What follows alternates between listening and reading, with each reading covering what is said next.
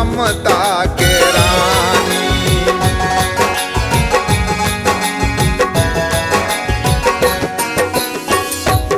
हे रौ वैष्णवी महारानी छथिन विश्व कल्याणी, उनके कहै छै सब ममता के रानी। हे रौ आचर भरल छै अनेको वरदान, करथुन कल्याण तोहर करथुन कल्याण। हे रौ अम्बे जगदम्बे के बंजो संतान, करथुन कल्याण तोहर करथुन कल्याण।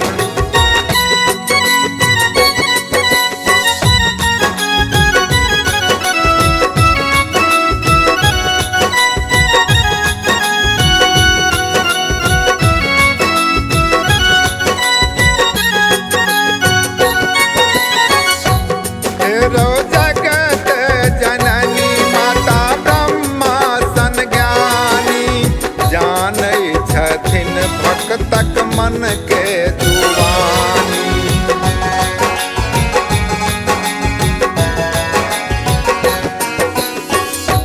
हे रौ जगत जननी माता ब्रह्मा सन ज्ञानी, जानै छथिन भक्तक मन के जुबानी।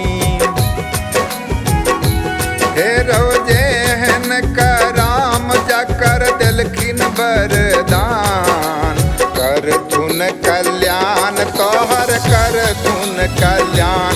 हे रौ अम्बे जगदम्बे के बंजो संतान, करथुन कल्याण तोहर करथुन कल्याण।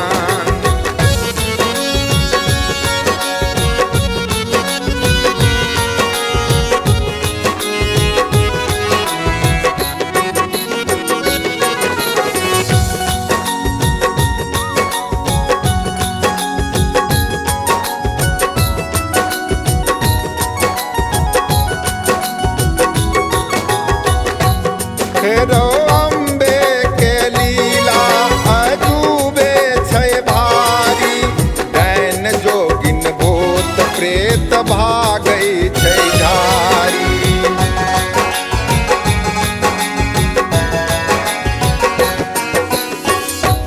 हे रौ अम्बे के लीला अजूबे छै भारी, दैन जोगिन भूत प्रेत भागै छै झारी। हे रौ पल भर में महिषासुर के लाल लेखिन जान, करथुन कल्याण तोहर करथुन कल्याण। हे रौ अम्बे जगदम्बे के बंजो संतान, करथुन कल्याण